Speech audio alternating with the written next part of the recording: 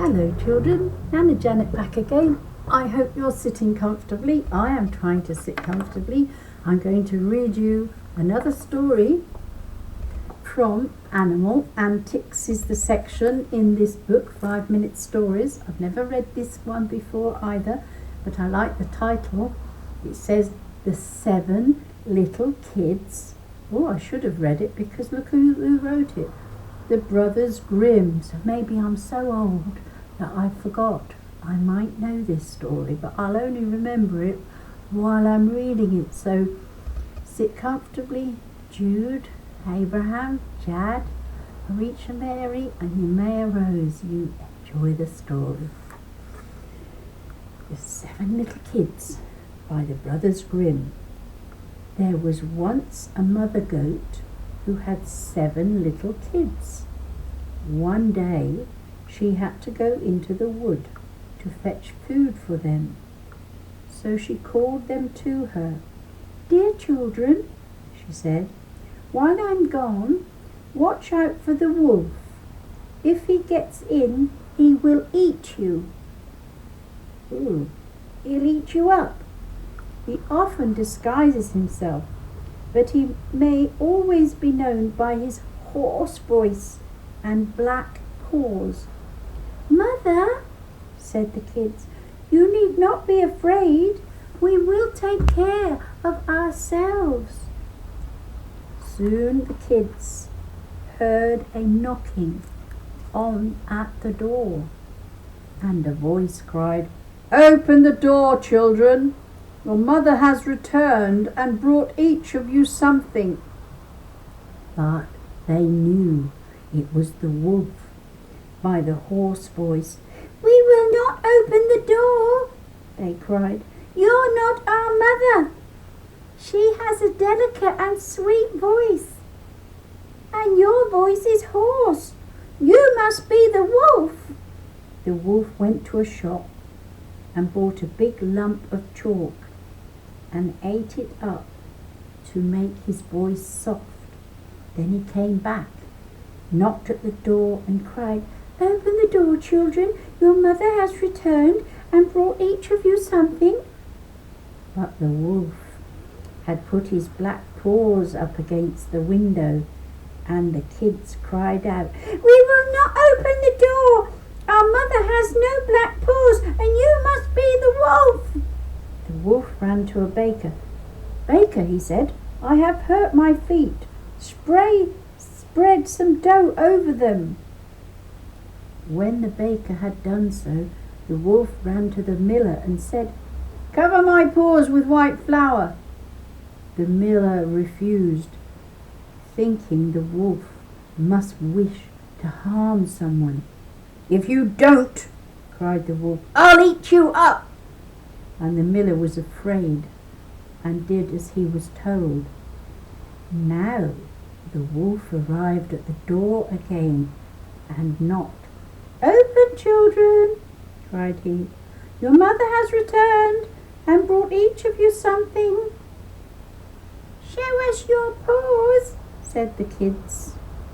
The wolf put his paws up to the window, and when the kids saw that they were white, they opened the door. When the door opened and he entered, they saw it was the wolf. The kids tried to hide.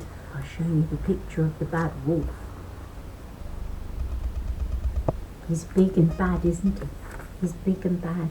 The kids tried to hide, and one ran under the table, and the second got into bed, the third into the oven, the fourth in the kitchen, the fifth in the cupboard, and the sixth under the sink, and the seventh in the clock case. In case you don't know what they look like, it's a big grandfather clock. They used to have them in every house in the old days, but now they're probably in museums. Okay, but the wolf found them and swallowed them all but the youngest, hidden in the clock case. Having eaten his fill, the wolf strolled into the meadow, lay himself down under a tree, and fell asleep. When the mother goat returned, a horrible sight met her.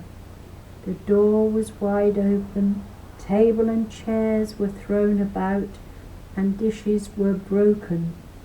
Her children were nowhere to be seen. She called to them, but none answered until she came to the youngest. "Here I am, mother," a little voice cried. "Here in the clock case." She helped him out and heard how the wolf had come and eaten all the rest. How she cried for the loss of her dear children. At last she left her house, the youngest kid with her. When they came to the meadow, she saw the wolf lying under a tree snoring. The mother goat looked at him carefully on all sides, and she noticed how something inside him was moving and struggling. "Dear me," thought she, "can it be that my poor children are still alive?" And she sent the little kid back to the house for a pair of shears, a needle and some thread. Then she cut the wolf open. No sooner had she made one snip than out came the head of one of the kids. One after another, the 6 little kids all jumped out alive and well, for in his greediness the rogue had swallowed them whole. He hadn't chewed them, he hadn't bit them, he just swallowed one gulp and they went down. "Now fetch some hard stones," said the mother, "and we will fill his body with them while he sleeps." They put the stones inside him, and the mother sewed him up quickly so that he was none the wiser. When the wolf awoke, the stones inside him made him very thirsty.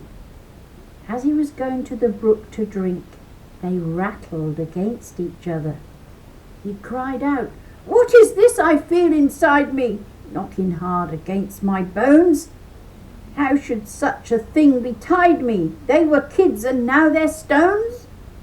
Came to the brook and stooped to drink, but the heavy stones weighed him down, and he fell into the water and was drowned. The little kids saw him fall. "The wolf is dead!" they cried, and they danced all about the place. Oh, children, they won in the end, didn't they? That was a lovely story.